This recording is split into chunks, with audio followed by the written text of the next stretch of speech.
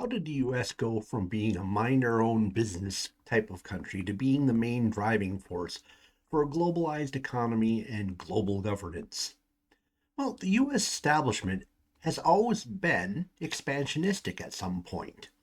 For the first 100 years, we had nearby territory to take either by conquest, to negotiate for, or to purchase. And there was little need for this expansionist impulse to result in the US getting involved with the affairs of distant powers. Following the US Civil War was the rapid takeover of the US establishment by the progressive ideology. Progressives always had a strong sense of moral superiority, the self righteous mindset of a belief in the superiority of the American system, including that the world needed to be enlightened by adapting the American way. The progressives were very uneasy with the non WASP immigrants, and this led to a longing to have some form of joint world project between the US and the British Empire, kind of getting back to their Anglo Saxon roots.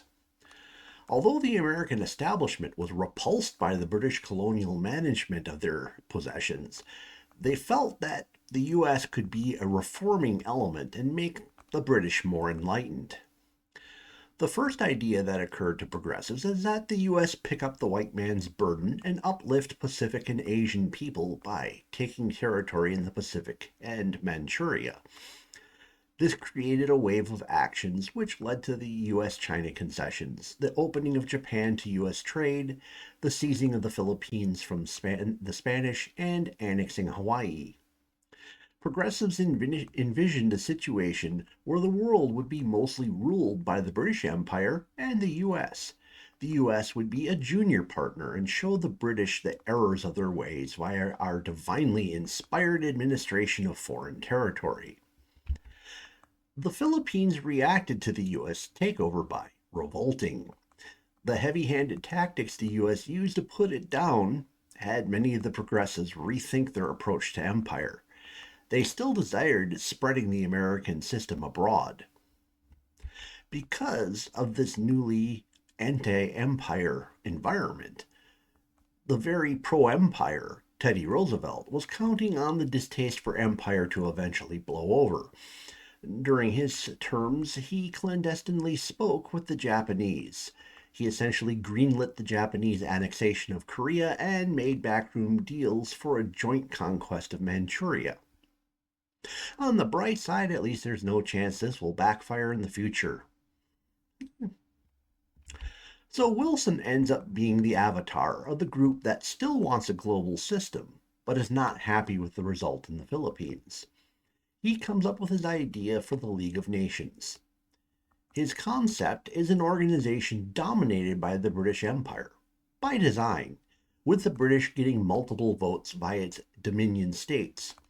All member states would provide for a world army, and this army being mostly made up of the British Empire and the US, being the main contributors of manpower.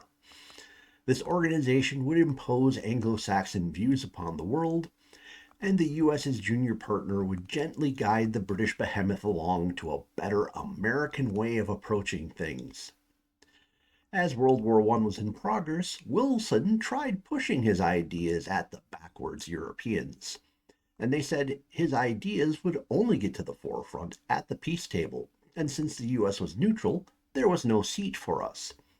Wilson then created a path guaranteed to draw the US into the war, so that he could get that chair at the peace table.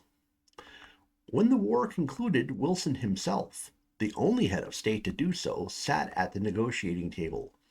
He believed he was the only human capable of creating his League of Nations, which would bring permanent world peace. His ineptitude at diplomacy dragged out the talks. The delay left blockades in place, costing hundreds of thousands of lives, possibly millions.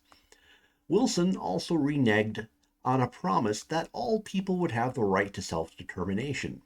Self-determination was respected if it helped break up the empires of the losing side. However, it was ignored if it helped maintain the British and French empires. In the aftermath, the citizens believed they had been conned into the war via calls to high ideals, safeguarding democracy and allowing people self determination. The democracies that the Americans had been sent to fight for, at a cost of 116,000 dead and 320,000 wounded, those very empires walked out of the peace talks with massively expanded empires. The aftermath of the war was so unpopular that the US did not sign the peace treaty and did not join the League of Nations. In fact, World War I was the first time where a major American war occurred and the primary general associated with it did not become president. So that leads us to isolationism. The term was borrowed from the British. Following the Napoleonic Wars and up through the early 1900s, the British had adopted a policy of not signing entangling treaties with countries on the European mainland. This policy was seen as highly enlightened and very beneficial to the British. It was coined splendid isolationism. For the US not to be involved in the European alliance system was merely a reversion back to form. It had always been the policy of the US from 1787 to 1916. World War I had been a costly fiasco and arguably one of the worst decisions the US had ever made.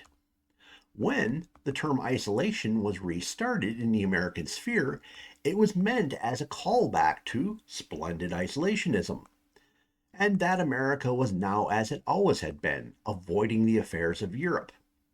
In post World War II revisionism, the term isolation and isolationist was turned into an insult. FDR's entry into the White House invigorated the progressive globalist tendencies. Congress fought a desperate effort to keep the US out of the brewing European conflict. However, FDR exploited every loophole in the law to take sides in a conflict that he would hope would provoke Japan and/or Germany into drawing the US into the war. FDR had been Secretary of the Navy under Wilson and was a Wilson protege and desperately wanted to build a new League of Nations. FDR was not a British sycophant like his mentor.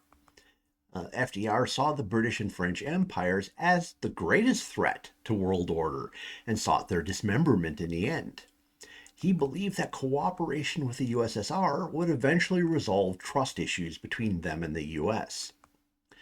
FDR's United Nations created the idea of the US as an equal of the other World War II great powers. China, being a bit of an oddity beyond this video's scope, was also included. The Allies began using the term and describing the Allies' armed forces as the United Nations, while still at war with Germany. World War II converted the majority of the US establishment over to globalism. The globalist establishment of the US was made of several factions. The bulk were progressive nationalists seeking to spread the American system. Some were anti-communists who saw the necessity for global commitments to safeguard the US and its interests, of course. Another faction were broken paleocons who were too fearful of being branded isolationists to fight the system. Instead, they opted to try to mitigate the system from the inside. Smaller factions were various closet socialists and closet communists, because you couldn't say you were that at that time. Now it's a different day and age. But these closet socialists and communists were hoping that internationalism would undermine nationalism to their benefit. Initially, the US would act as the leader of the UN, NATO, CETO, and many other organizations that were either created and disappeared or were attempted to be made. And they would play the role of just one humble nation amongst many while still being in the leadership role. Ultimately, the US establishment would evolve, if not mutate, over time to accept their own cover story, that we were indeed just one nation, which was the equal of any other nation on the planet. But that's a whole different chunk of history and another story. So, in the comment section below, uh,